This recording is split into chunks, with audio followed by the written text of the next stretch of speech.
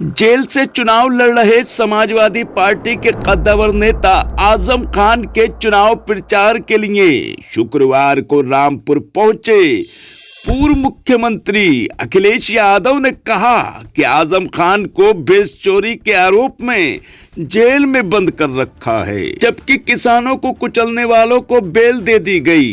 रामपुर शहर पहुंचने से पहले तहसील शाहबाद, तहसील बिलासपुर, कस्बा केमरी में सपा प्रत्याशियों के समर्थन में जनसभाओं को संबोधित करते हुए पूर्व मुख्यमंत्री अखिलेश यादव ने जहां किसानों की नब्ज टटोली, वहीं सूबे के मुखिया योगी आदित्यनाथ पर सियासी तीर छोड़े। कहा कि योगी आदित्यनाथ से लैपटॉप और स्मार्टफोन चलाने नहीं आते, जबकि उनकी सरकार द्वारा दिए गए लैपटॉप अब भी चल रहे हैं। इस दौरान आजम खान को लेकर अखिलेश यादव का दर्द छलका। उन्होंने कहा कि आजम खान होते तो चुनाव दूसरे तरीके से होता। रामपुर पहुंचे अखिलेश यादव के विजय रथ का जोरदार स्वागत हुआ। पूर्व मुख्यमंत्री का विजय रथ बाबे इल्म द्वार से होता हुआ एलसीडी जेल रोड तिराहे तक पहुंचा और यहां से खोद के लिए रवाना हो गया। इस दौरान लोगों ने अपने घरों की छतों से अखिलेश यादव के विजय रथ पर फूल बरसाए। रामपुर से रेड हैंडेड हिंदी समाचार पत्र के लिए साजिद खान के साथ इकबाल खान की रिपोर्ट।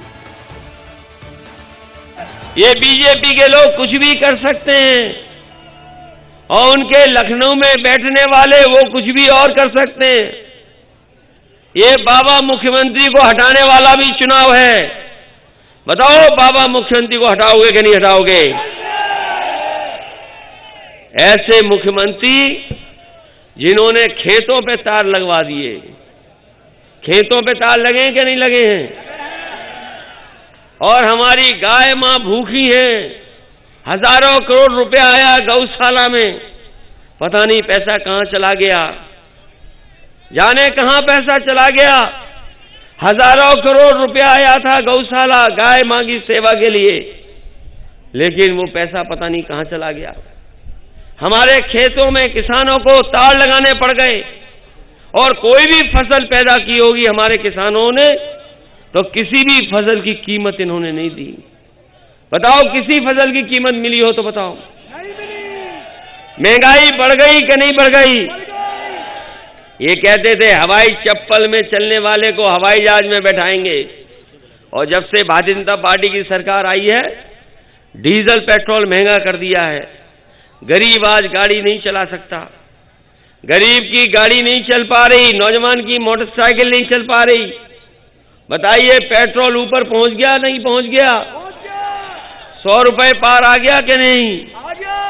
तो सोचिए ये हालत है।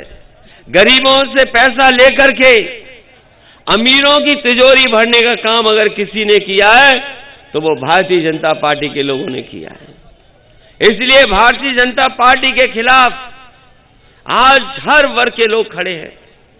कोई वर्ग नहीं बचा जो उनके खिलाफ ना खड़ा हो। आज नौकरी को लेकर के, रोजगार को लेकर के सवाल है। कोई नौकरी नहीं मिल रही नौजवानों को, रोजगार नहीं है।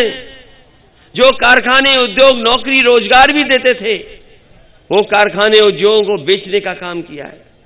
ये बड़े बड़े कारखाने जो भारत में लगे थे सब बेच दिए गए। ये जो हवाई जहाज चल रहे थे सरकारी, वो हवाई जहाज बेच दिए। हवाई जहाज जहां खड़े होते थे वो हवाई अड्डे बेच दिए। पानी के जहाज बेच दिए, पानी का जहाज जहां खड़ा होता बंदरगाह बेच दिए। ट्रेनें बिकने जा रही हैं, रेलवे स्टेशन की जमीनें बेच दी।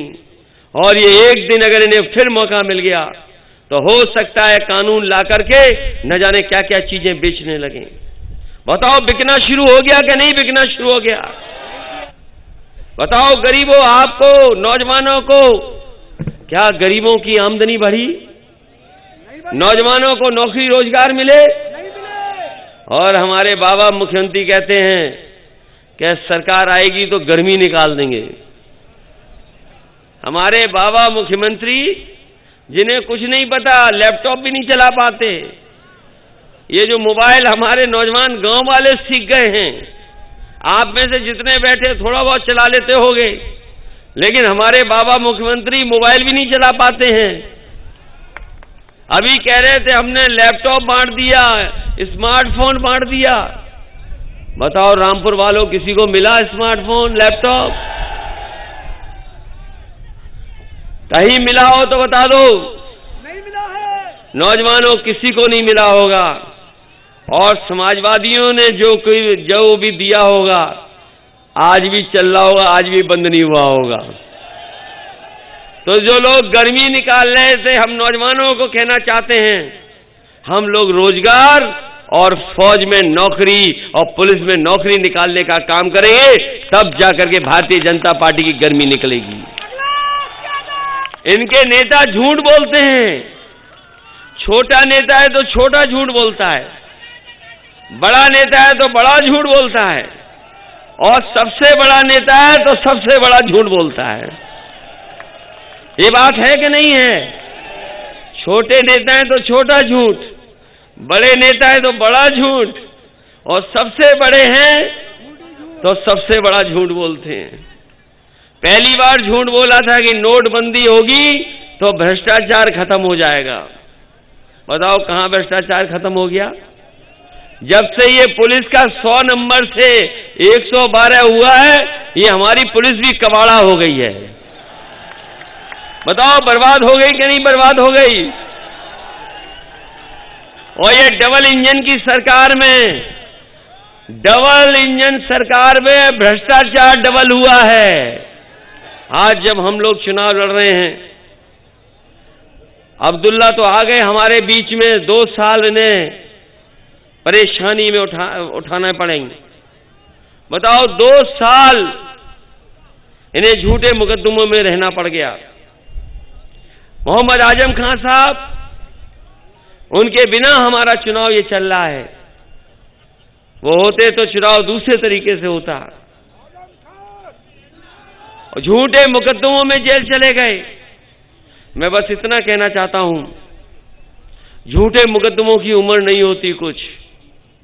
झूठे मुकदमे की उम्र ज्यादा नहीं होती, झूठे मुकदमे का सफाया होने का काम होगा।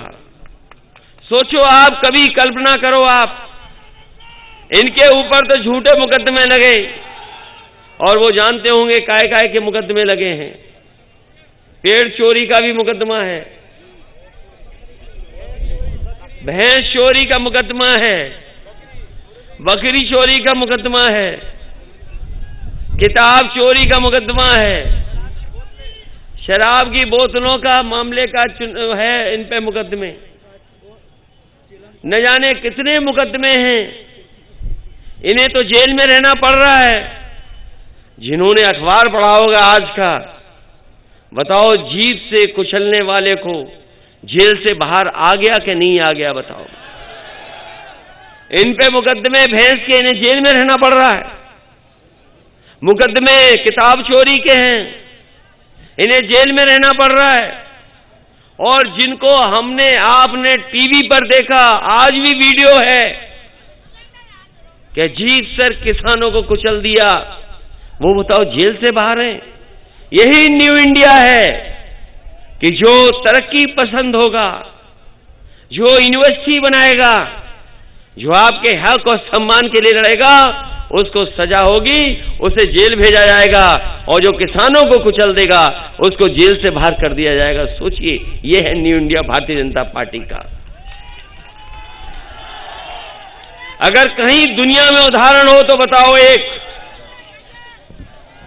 कोई उदाहरण हो दुनिया में बता दो जहां पर किसानों को कुचला गया हो जीत से। कहीं दुनिया में उदाहरण नहीं है। लेकिन उत्तर प्रदेश का चुनाव है, इसीलिए जेल से बेल मिल गई और जेल से बाहर आ गए। जब सब जगह से भारतीय जनता पार्टी को भगाया जा रहा है, तो बताओ रामपुर से भगाओगे कि नहीं भगाओगे? जब मैं आया था तो बहुत पुलिस थी, पुलिस थक गई और चली गई। बताओ वोट डालने के लिए घबराओगे तो नहीं? ये घबराना नहीं, ये आपकी सरकार बनने जा रही है। किसानों की मदद होगी और जो जो बातें हम लोगों ने घोषणा पत्र में रखी हैं उन बातों को पूरा करने का काम हम लोग करेंगे। 300 यूनिट फ्री बिजली होगी। 300 यूनिट फ्री बिजली चाहते हो कि नहीं चाहते हो? और हम अपने किसानों को सिंचाई भी माफ कर देंगे, सिंचाई माफ करेंगे। और जो गरीब हमारी माताएं बहनें हैं उनको 18,000 रुपए साल देने का काम समाजवादी सरकार